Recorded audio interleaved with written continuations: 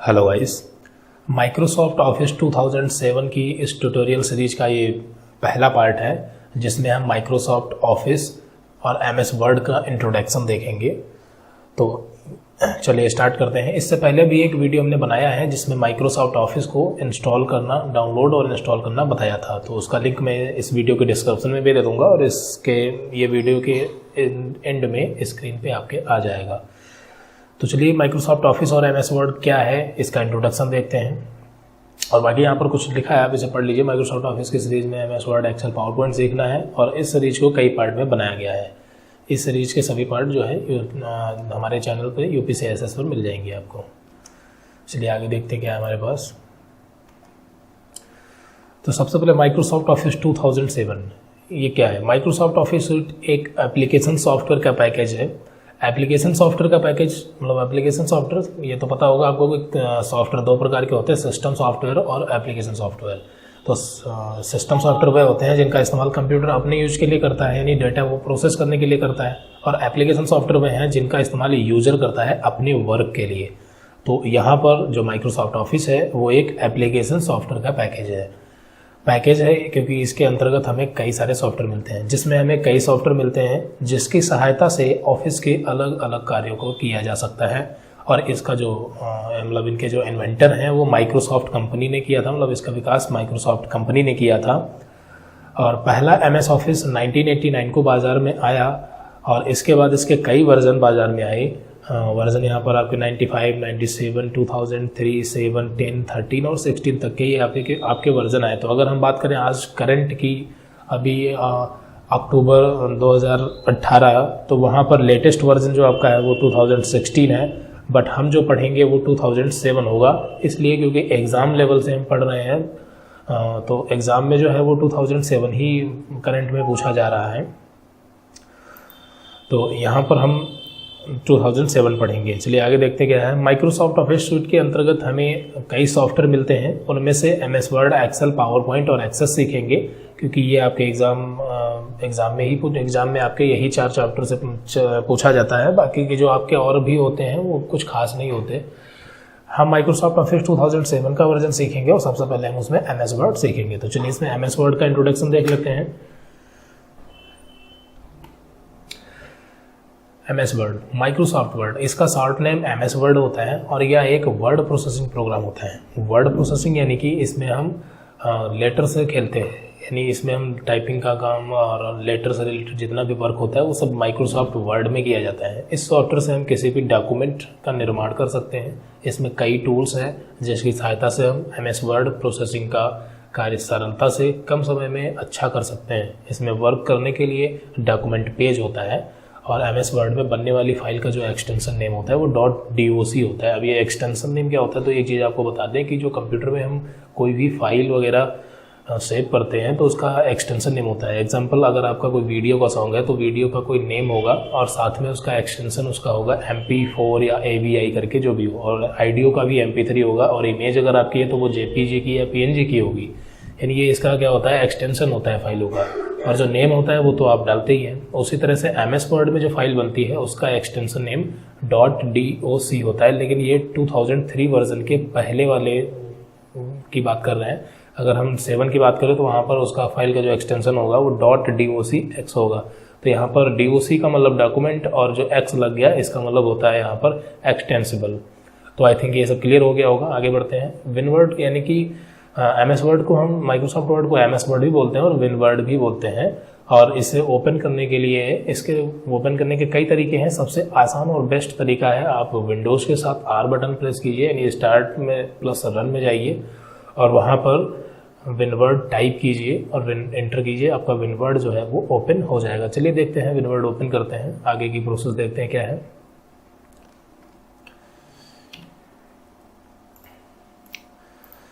मैं डेस्कटॉप पे आ गया हूँ। अब यहाँ पर मैं विनवर्ड ओपन करता हूँ। तो विनवर्ड ओपन करने के देखिए स्टार्ट में जा करके आप फाइल प्रोग्राम में जाके और नीचे यहाँ पर स्क्रॉल करके माइक्रोसॉफ्ट ऑफिस देखेंगे तो इसमें देखिए सारे पड़े हुए हैं। तो यहाँ पर आप माइक्रोसॉफ्ट वर्ड खोल सकते हैं, ओपन कर सकते हैं, या फिर आप सीधे विंडोज़ के साथ R प्रेस कीजिए तो आपका रन ओपन हो जाएगा और रन में आप टाइप कीजिए सीधे विनवर्ड WINWORD और एंटर। तो ये आपका जो विनवर्ड होगा ये ओपन हो जाएगा। ये विनवर्ड आपका ओपन हो चुका है। देखिए विनवर्ड सीखने से पहले यानी एमएस वर्ड माइक्रोसॉफ्ट ऑफिस पूरा कंप्लीट सीखने से पहले हमारे पास यानी हमें एक कंप्यूटर में नॉलेज होनी चाहिए, थोड़ी वो तो होनी ही चाहिए। जैसे आपको लैपटॉप या कंप्यूटर में सॉन्ग वगैरह सुनना आता हो, हल्की फुल्की टाइपिंग और पेंट करना आना चाहिए, तब आप एमएस वर्ड को अच्छी तरह से सीख पाएंगे। तो चलिए शुरू करते हैं एमएस वर्ड का इंट्रोडक्शन। तो जब एमएस वर्ड की बात करते हैं तो यहाँ पर इसकी डेफिनेशन तो हम पीछे देख ही चुके हैं, और उस डेफिनेशन को आप वीडियो को पॉज करके उसको पढ़ लीजिए, नोट कर लीजिए। तो यहाँ पर एमएस वर्ड में ये हमारे पास ये इतना आपका पेज होता है जिसमें हम यहाँ पर टाइपिंग का पूरा काम करते हैं। ये देखिए यहाँ पर हम जो चाहें वो टाइप कर सकते हैं, एंटर से नीचे आके टाइप कर सकते हैं एंटर करके, और आगे बढ़ना है तो टैब बटन से भी आगे बढ़ के टाइप कर सकते हैं या स्पेस बटन से भी आगे बढ़ सकते हैं। इस तरह से अगर थोड़ा बढ़ना है तो स्पेस से बढ़ते हैं, और जब ज़्यादा बढ़ना हो तो कीबोर्ड में टैब बटन होती है उसको प्रेस करते हुए हम आगे बढ़ते हैं। तो यहाँ पर आप किसी भी लैंग्वेज में टाइपिंग कर सकते हैं। अगर आपको इसको थोड़ा बड़ा या छोटा करना है, या इसकी स्टाइल चेंज करनी है, या आपको इसका कलर चेंज करना है, ये सारी चीज़ें आप करेंगे यहाँ पर इन सभी चीज ऑप्शनों से, इन सभी मेनू से। तो ये हम आगे देखेंगे, फिलहाल आज थोड़ा सा इंट्रोडक्शन हो जाए तो देखते हैं।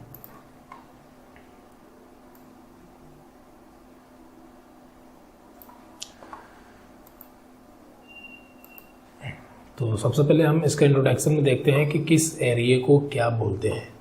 तो आप यहाँ पर देख पा रहे होंगे लिखा है डॉक्यूमेंट 1 माइक्रोसॉफ्ट वर्ड। ये ब्लू कलर की जो पट्टी आपकी है यहाँ पर, ये आपकी होती है टाइटल बार। ये आपकी टाइटल बार होती है, ये पूरी टाइटल बार होती है। और ये जो कंट्रोल बटन आपको दिख रहे हैं, ये तीनों के बारे में आपको पता होगा। इससे क्लोज होता है, इससे मैक्सिमाइज और रिस्टोर होता है, और इससे मिनिमाइज होता है। यानी इससे छिपा सकते हैं, इससे छोटी और बड़ी स्क्रीन में कर सकते हैं, और इससे आप प्रोग्राम को क्लोज कर सकते हैं।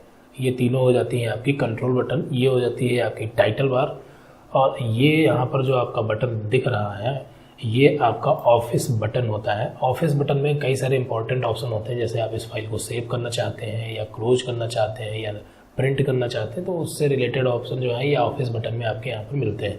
ये आपका है क्विक एक्सेस टूल बार, यानी कि जिन चीज़ों को आप बहुत ही ज़्यादा इस्तेमाल करते हैं वो अपने हिसाब से यहाँ पर आप मैनेज कर सकते हैं। ये कैसे करेंगे हम आगे बताएंगे, अभी फ़िलहाल इंट्रोडक्शन है। तो यहाँ पर क्विक एक्सेस टूल बार में यहाँ पर अंडू और रिपीट और ये सेव 3 ऑप्शन यहाँ पर पहले से ही है। आप इस पर क्लिक करके यहाँ पर कई सारे ऑप्शन और ऐड कर सकते हैं जो आप ज़्यादा इस्तेमाल करते हैं।